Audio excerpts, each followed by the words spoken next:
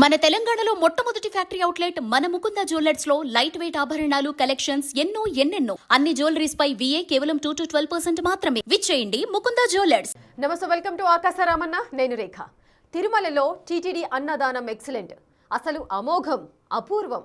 ఇంతమందికి ఇంత నాణ్యమైన భోజన వసతి కల్పించడం అంతా దేవుని కృప అంటూ వైసీపీ కీలక నేత మాజీ మంత్రి అంబటి రాంబాబు వీడియోని విడుదల చేయడం అదే పార్టీకి చెందిన టీటీడీ మాజీ చైర్మన్ భూమన కరుణాకర్ రెడ్డికి ఇబ్బందికరంగా మారిందంటున్నారు.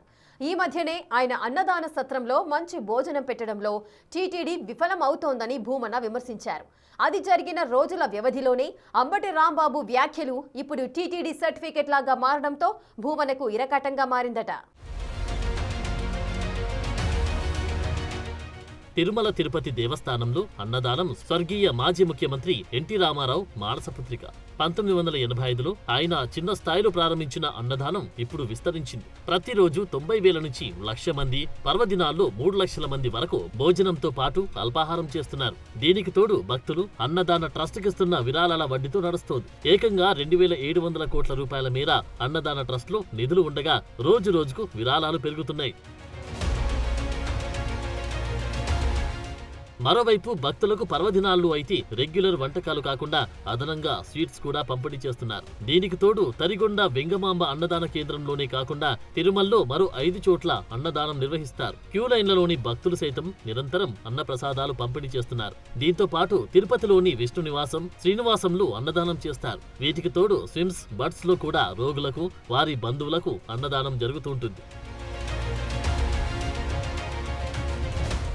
అయితే 2019-2024 మధ్య కాలంలో అంటే వైసీపీ ప్రభుత్వ హయాంలో పాలకులు అన్నదానం స్థాయిని దిగజార్చారు. క్యూ లైన్లలోని భక్తులకు అవసరం లేదని స్థాయిలో అప్పట్లో పనిచేసిన ఆల్ ఇన్ వన్ అధికారి మాట్లాడారు. ఆయన మాటలకు పాపం పాలక మండలి సైతం తల ఊపాల్సి వచ్చింది. మరోవైపు చివరి తరిగొండ వెంగమాంబ అన్నదాన సత్రంలో వడ్డించే అన్నం క్వాలిటీ లేకపోవడంతో అనేక విమర్శలు వచ్చాయి. దీనిపై ఎవరైనా విమర్శలు చేస్తే మరుసటి రోజు వారి వద్దకు విజిలెన్స్ కానీ పోలీసులు కానీ వెళ్లి భయపెట్టి వారితో తాము అలా మాట్లాడలేదనే ఓ వీడియో తీయించి రిలీజ్ చేయించేవారు. మాట వినకపోతే కేసులు కూడా పెట్టారు.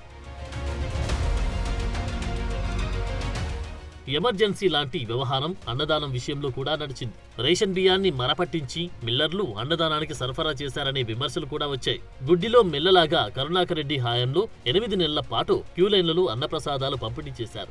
అయితే క్వాలిటీ అయితే మాత్రం మెరుగుపడలేదు. కూటమి అధికారంలోకి రాగానే ముందు అన్నప్రసాదాలపై దృష్టి కేంద్రీకరించింది. అన్నదానంపై అప్పటి ఈవో శ్యామలారావు, అదనపు ఈవో వెంకయ్య చౌదరి ప్రత్యేక శ్రద్ధ తీసుకుని నాణ్యతను మెరుగుపరిచారు. దాంతో పాటు క్వాలిటీపై IVRS ఫోన్ కాల్ ద్వారా భక్తుల అభిప్రాయాలు తెలుసుకున్నారు. వడ్డనలో కూడా భక్తులు ఇబ్బంది పడకుండా చర్యలు తీసుకున్నారు.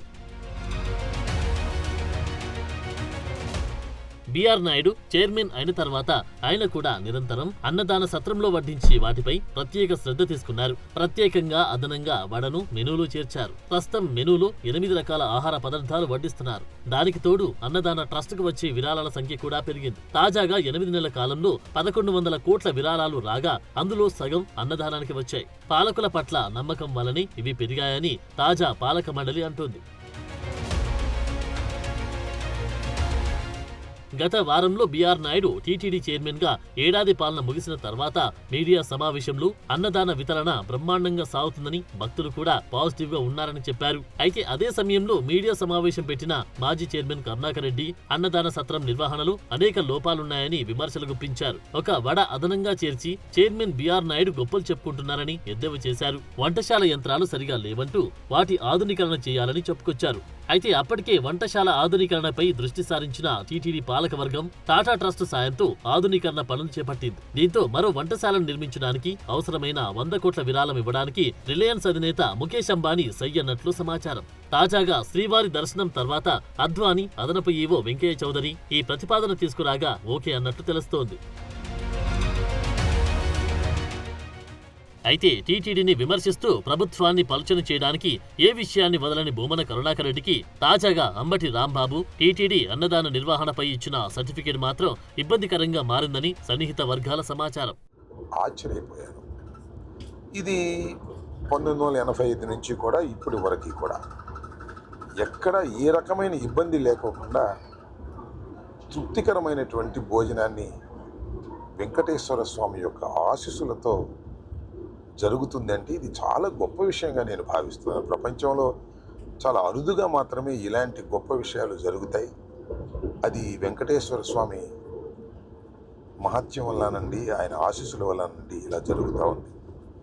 నేను మీ అందరికీ చెప్పేది ఏంటంటే, ఎప్పుడైనా అవకాశం ఉన్నప్పుడు దర్శనం అయిపోయిన తర్వాత మధ్యాహ్న భోజనానికో, ఉదయం బ్రేక్ఫాస్ట్, సాయంత్రం దాకా కూడా కంటిన్యూస్గా బ్రేక్ఫాస్టు, లంచ్, సాయంత్రం దాకా కూడా భోజనాలు పెడుతూ ఉంటారు. అవకాశం ఉంటే వెళ్ళి భోంచేసి తృప్తిగా సంతోషంగా ఆ భగవంతుడి ఆశీస్సులు మీరు పొందాలని నేను హృదయపూర్వకంగా కోరుకుంటున్నాను. భక్తులు సైతం పార్టీలకు అతీతంగా అన్నదానం విషయంలో టీటీడీ మంచిగా నిర్వహిస్తుందని అంటున్న నేపథ్యంలో బంధుమిత్ర సమేతంగా తిరుమలకు వచ్చిన అంబటి రాంబాబు అన్నదానం నాణ్యతను, పాటిస్తున్న ప్రమాణాలను విపరీతంగా కొనియాడారు. అంటే భోజనం అనడం కంటే అది భగవంతుని ప్రసాదం. చాలా అద్భుతమైన భోజనం, అది చాలా రుచికరమైనటువంటి భోజనం. ఆ భోజనశాల ఎంతో నీట్గా మెయింటైన్ చేస్తున్నారు, హైజీనిక్గా ఉంది. భోజనం కూడా చాలా రుచికరంగా ఉన్నటువంటి భోజనం.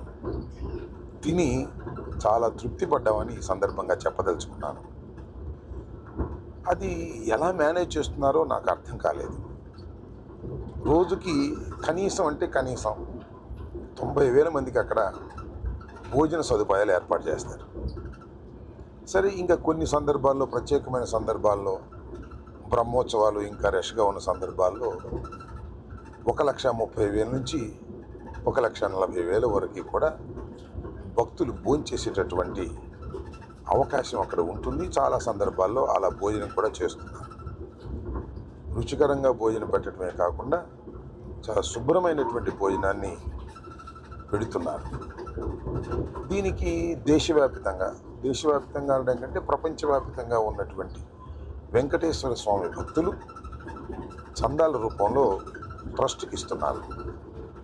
నాకు తెలిసిన సమాచారం ప్రకారం 2,700 కోట్ల రూపాయలు ఇవాళ అక్కడ అక్యుములేట్ అయి ఉంది.